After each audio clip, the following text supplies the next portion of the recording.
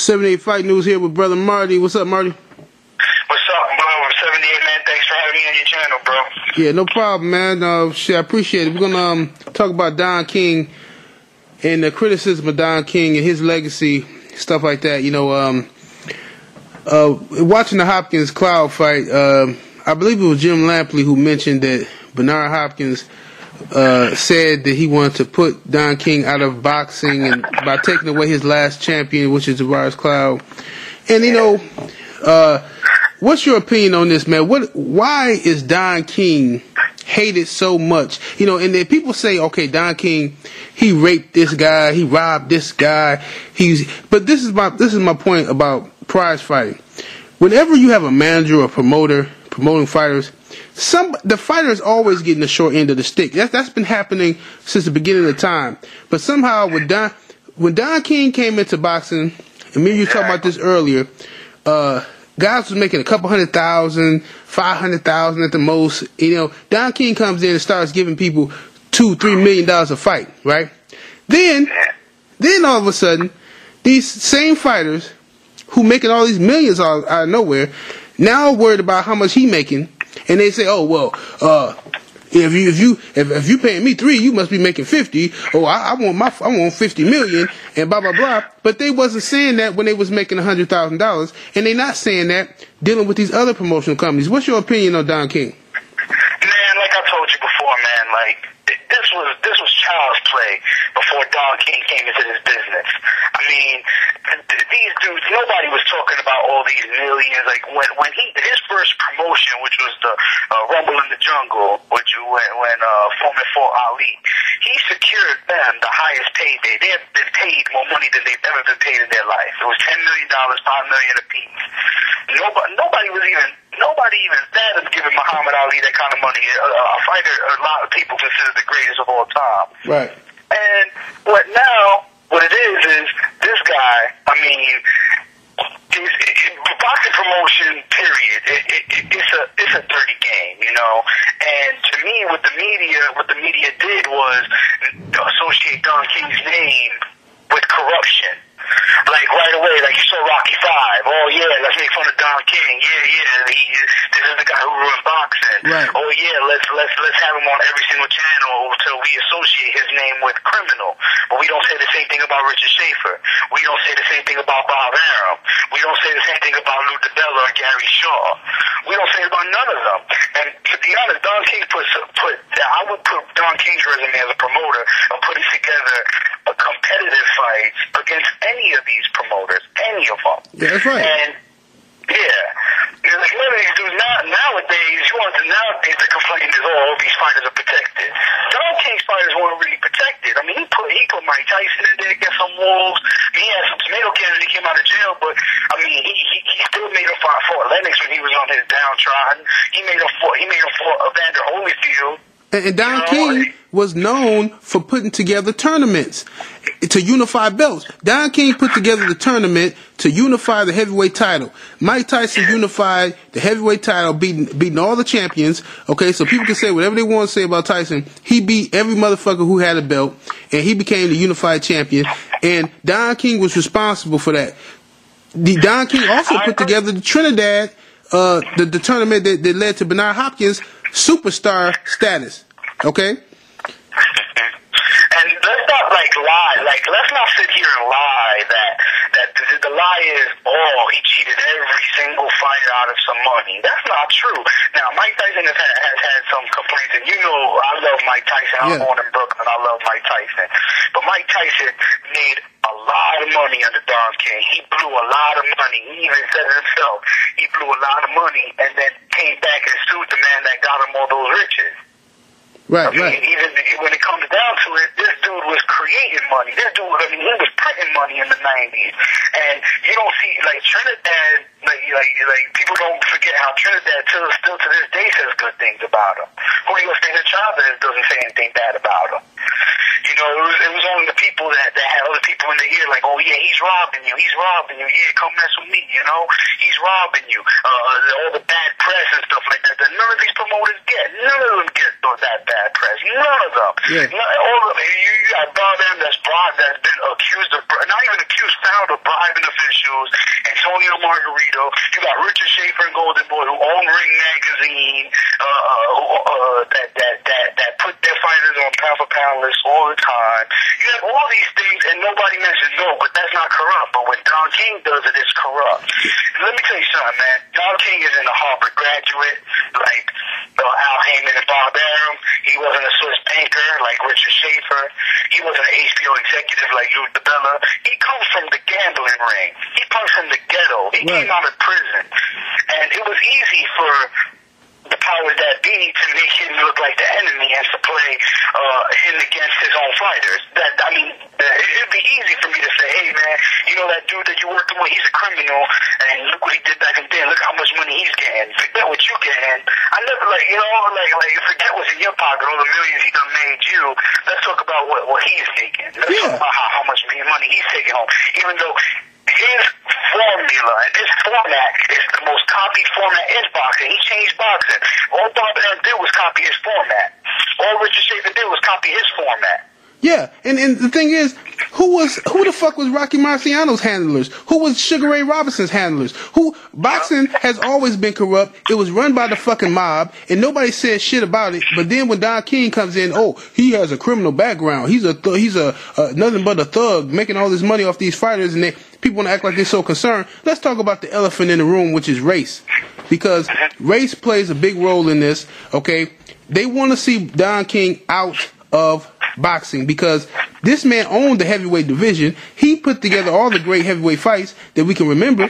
Now, look at what happened with Floyd Mayweather and 50 Cent. When it was just a whisper that these two powerful black men, rich, were going to come together and try to take over boxing, because that's what was going to happen. If they were successful, they were going to take over the promotions of boxing. And what happened? They shut that shit down, and people can fall into the hype all they want to about 50 was trying to snake Floyd, or Floyd was doing this. And the bottom line of it is, the powers that be, the man behind the fucking screen was back there putting a bug in both of these guys' ears to separate them and to divide them so that they could not be successful in taking over the sport of boxing. You got 50 Cent working with Bob Arum. 50 Cent is a hustler. Now, he got next to Lou DiBella. He got next to Bob Arum. He did what he had to do to learn the business of boxing and to form good relationships with these guys.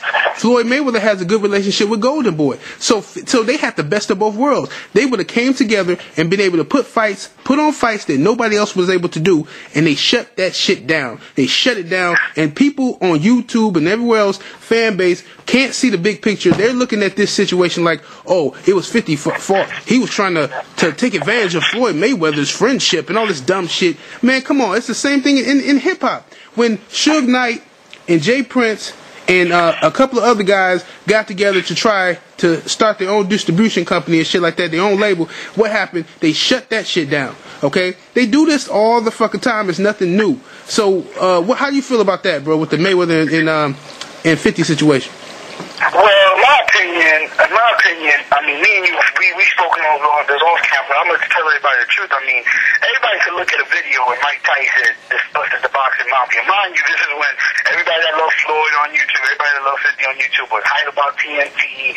There was the takeover. I'm on This Is 50. I love it. You know, I'm like, man, TNT, man, it's going to be amazing. You know, and Mike Tyson says it right there. He was like, 50 Cent don't know about boxing. Once he gets in this arena, everyone that was ever his friend is going to be his enemy, and their job is to decimate him financially and take him out of the business. And this is not going to work.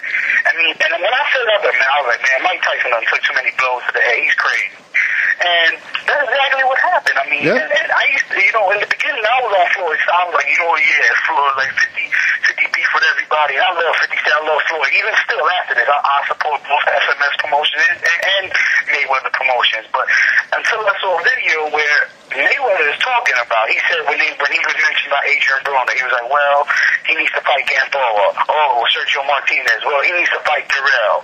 All these guys, and these are the same guys that were under the promotion banner that was TNT. Right. And that was the agreement. And once it got down to really getting his license in Nevada, because at the time, I think now it's different. But at the time, Mayweather Promotions wasn't LLC. Now it is. But when it got time to it, Mayweather didn't want to give him the money. He probably got advice from his Al Heyman, who's a very powerful man in the business, happens to be African American. Richard Schaefer said, "Oh, you know what? You don't necessarily want to do business like that. You want to work with us. You don't want to get Gamboa, who is signed to Top Rank." And then, you know, he told 50, man, that I didn't tell you to do that, man. We ain't gonna do the deal.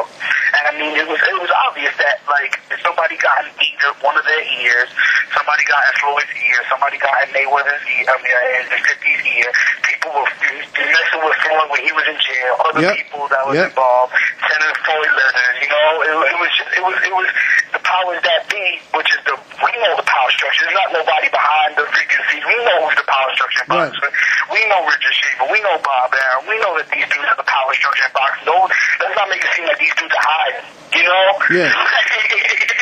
We know that Todd DeBolf and they got in the 50s ear, and they made sure to divide and conquer. And now it's, oh yeah, I'm riding with the money team, ride with Floyd, fuck 50 and whatever he's doing. Oh, but yeah, 50's awesome. Now Mayweather, dudes that was talking about Mayweather wasn't Dougie Pacquiao. Now, oh yeah, Mayweather Doug Pacquiao. He's a bum, you know?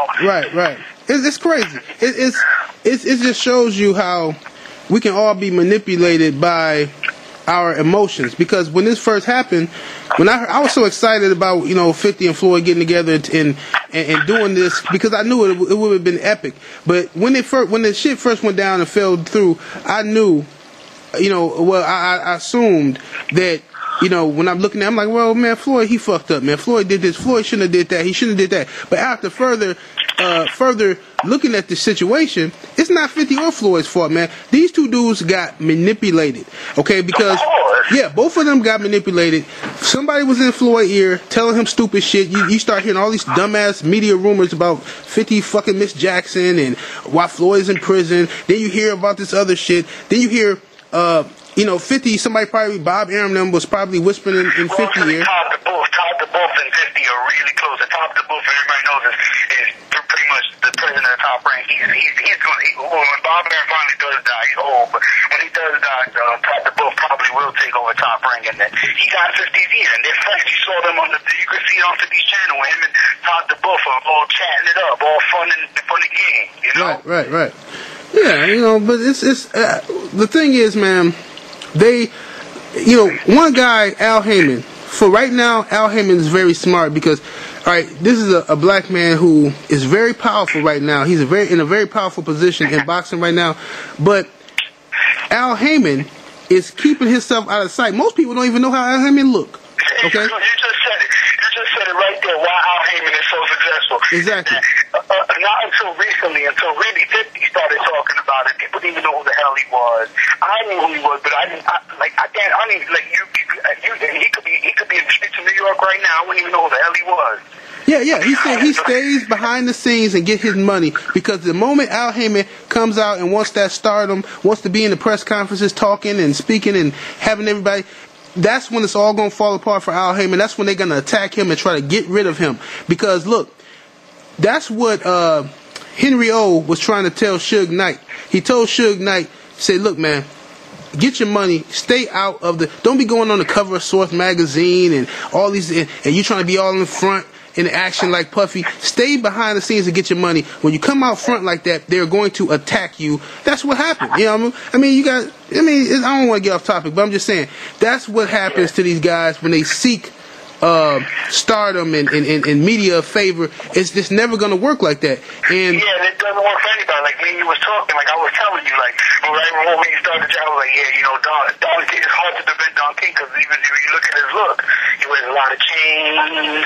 He's got the crazy hair. Right. He's flamboyant. You know, even Bob Arum for his thing, he's flamboyant. He's like, oh yeah, whatever. He's like straight hood. He'll start cursing. Look what he said about the UFC, all those offensive things that, mind you, didn't get the attention it should have gotten. He said about the UFC was totally offensive. Right. Offended like so many ethnic groups, so many like sexual orientation and all that. Like that was out of line, and you know what I'm saying, he deserved more heat for that. He definitely did. Yeah, you got a guy like Bob Arum, okay, who a lot of these guys seem to love for some reason, who gets all this credit from HBO and every fucking body else. Bob Arum, this is a guy who was investigated by the FBI for fixing fights, and this man has an actual track record of fixing fucking fights. Like it's not even. He's been cool. He was. I mean, he admitted to the feds that he paid off the IBF to give his fighters favorable ratings. I mean, he's an admitted criminal. Right. This motherfucker is a wide, right in your face criminal, but yet it's not perceived the same way, only because he's not black. And people have a perception of what a criminal is, okay? I can walk down the street right now, okay, with my hoodie on, and people are going to perceive me to be a certain way. Now, a guy can get out of a fucking Lexus in a suit, a white guy, and could be the biggest bank robber in America, but they won't even look at him as a criminal. They wouldn't even assume you're going to be... People, it's a racist element of this society that judges people by their own stereotypes and shit, and it's ridiculous because Don King has done a lot for the sport of boxing, and I think that he deserves more respect than what he's getting. Like I said, if he's paying, look, Mike Tyson made over $200 million fucking dollars boxing, over $200 million. If he fucked that up, that's on Mike Tyson, okay? That's on Mike Tyson if he fucked that up. If a motherfucker give you $200 million and you fuck, this same thing with 50 and Young Buck. People talking about, 50 fuck over everybody. 50 Cent put $1 million cash in fucking Young Buck's hand. Okay, $1 million cash, and this motherfucker went out there and fucked that up. That's on you. You can't come crying and being pissy because you fucked your money off and you mad because the next man got money. He's doing all the legwork. He's investing all the money in you. He deserves to get more money than you. He's your promoter in a sense. So don't be pissed off. All them guys who fell out with 50 Cent, if you understand business, you will see that it wasn't just 50 who fucked up in that instance. A lot of them guys just fucked their money up, and they wasn't willing to go out there and do their own work. They wasn't willing to go out there. They wanted somebody to hand shit to them and do shit and walk them through it, do everything for them. Fuck that, man. It's bullshit. Because I don't like the fact I'm seeing a trend of people bashing 50 Cent all of a sudden now. First, he was your man. You know, when he was riding with Floyd and shit, you know, him and Floyd been cool since like the early 2000s. And when he was riding around with Floyd and shit, 50 the man. You know, 50 he cool. Now, they have a falling out because of the powers that be coming in between them. And now all of a sudden 50 ain't shit. But if you remember, when 50 Cent first announced that he was starting the TMT shit, Oscar De La Hoya tried to crush that shit right away. Okay, Oscar De La Hoya knew that 50 and Floyd were best friends, so why would he feel confident enough to come right out and shit on 50 Cent by saying, everybody wants to be a boxing promoter? What the fuck are you talking about? You're threatened. You were threatened by that because you knew if 50 and Floyd got together, they know Floyd Mayweather no longer needs Golden Boy to promote shit for him. And people think, yes, Floyd at this moment is using Golden Boy to promote his fights. Yes, they do get a cut of that. They not doing shit for free for Floyd Mayweather. Don't believe that bullshit about Floyd keep 100% of his money. Get the fuck out of here. Somebody's getting a cut somewhere because they're not going to be doing that shit for free. And that shit costs millions of dollars to promote a fight. Now, if they knew that once Mayweather and 50 got together and they were able to use their stardom to promote these fights themselves, and they would have more leverage with HBO and Showtime, and because they're, Showtime and HBO might have better relationships with Golden Boy or with Top Rank or this guy or that guy. These two have both. Floyd has good relationships with Golden Boy. 50 got good relationships with Top Rank and the other guy. So that together would have been a powerhouse. They would have been able to put on some serious fucking fights. Now it's to the point, 70, man, like, what it is, too, is, all right, fine. Maybe, all right, there's Mayweather Promotions, which has some fantastic fighters that I love watching, and there's SMS, and I love Darrell. Billy did kind of disappoint me on Friday night, but I love Gamble.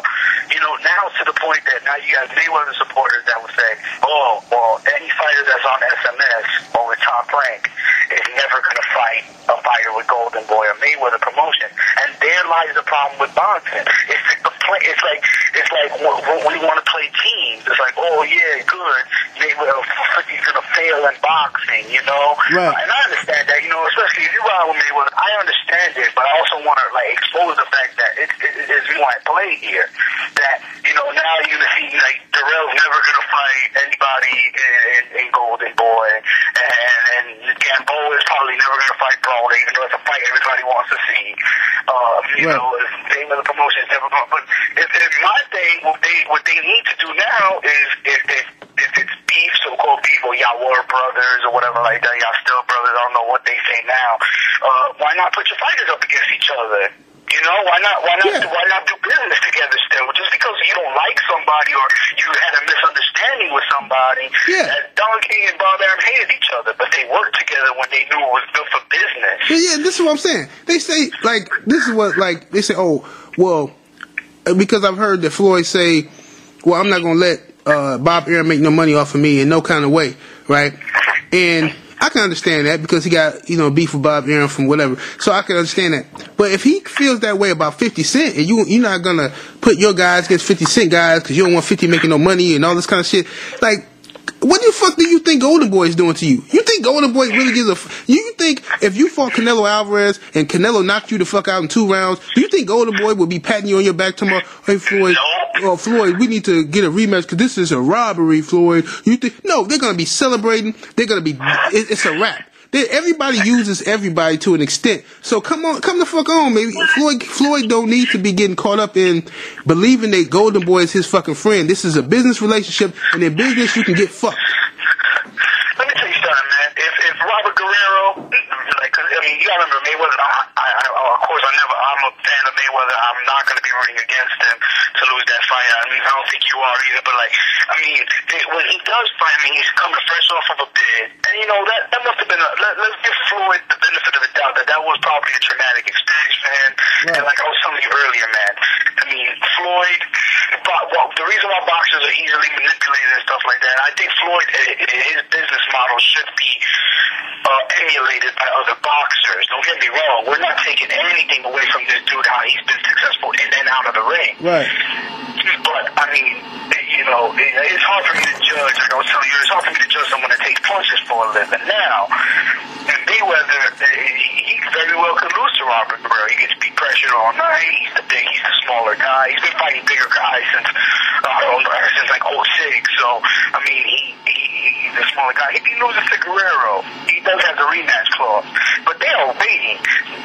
Let me tell you something. Golden Boy is salivating for Canelo Alvarez to put Floyd Mayweather to sleep. Yeah, and they're waiting for the right moment. For that cinnamon, his beautiful, his name isn't even Canelo. His name is Saul. The reason why they call him Canelo is because in Spanish that means cinnamon. That's the color of his hair. Right. They have been promoting this guy to fight Mayweather his whole career. They are waiting for that. And he's big, bigger than Mayweather. Man, Golden Boy's whole disadvantage when he fights him weight wide.